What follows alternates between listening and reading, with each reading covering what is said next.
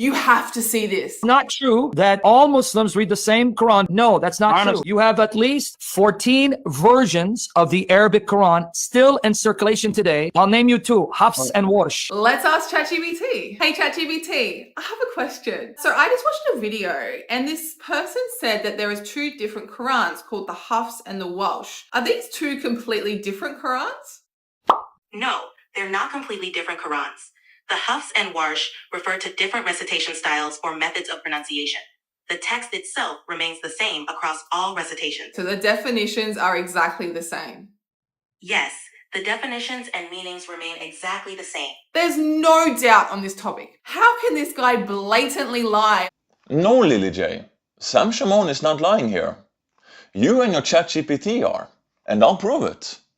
Not the part that your ChatGPT is fixed, fed and set with JavaScript to answer from a Muslim perspective. Video edit, cut, frame change, make the default setting on it again and record again. I mean, all those things have been so thoroughly exposed by now on the internet. There has literally been a bunch of people showing that already. Only willingly gullible people with 0% critical thinking will fall for this by now. The problem Islam has is its claims about its book.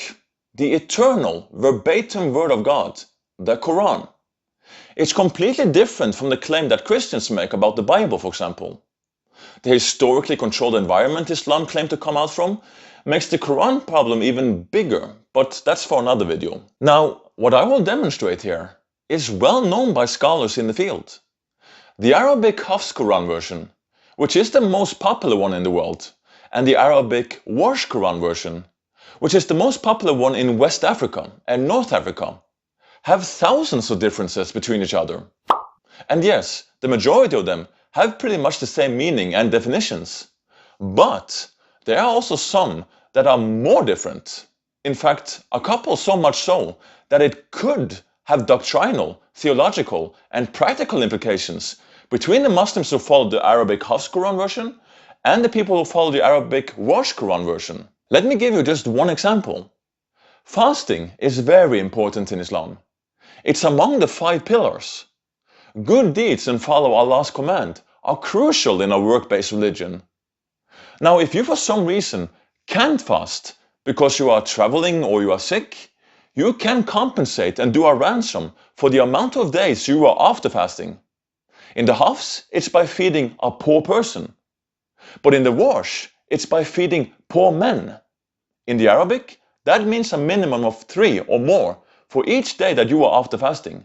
Volunteer to feed more is encouraged in the passage, and more so, strive to do the actual fast.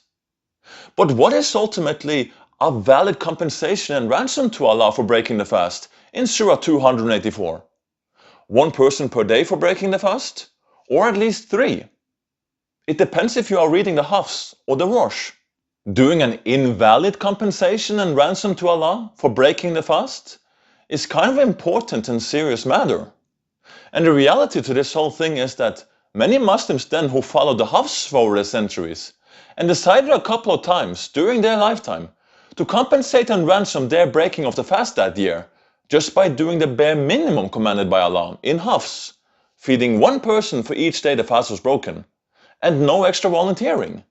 Since the Muslim perhaps then had already done many other good deeds in recent past, and was now saving up money and prioritizing something else important.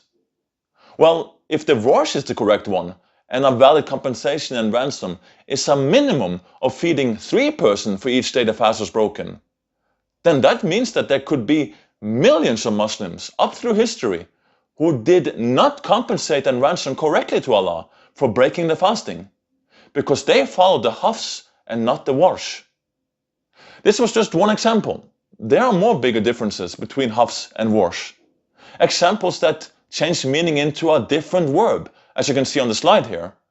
Or examples that change a verb from 2nd person singular, you, to 3rd person singular, he. So yes, also some of these can make a rather significant difference between the Arabic Hafs Quran version and the Arabic Warsh Quran version, just like with Surah 284. That will be all about Islam for today. Now to the atheists and Christians out there. I want to ask you, have you ever wondered, why doesn't God, as the maximally perfect and all-loving being. Just give everyone, all humans, throughout history, undeniable proof of his existence, including those who claim to be non-resistant non-believers, or something similar. Well, then you should definitely check out my free ebook and audiobook. You don't have to register or sign up for anything, just listen directly to the audiobook on YouTube, or download the PDF, or read the animated ebook on DanielApologetics.com. Again, the book is 100% free, and you can share it with anyone. If you want to support my work, I ask for prayers, that you boost the algorithms by subscribing, liking, and commenting on the videos.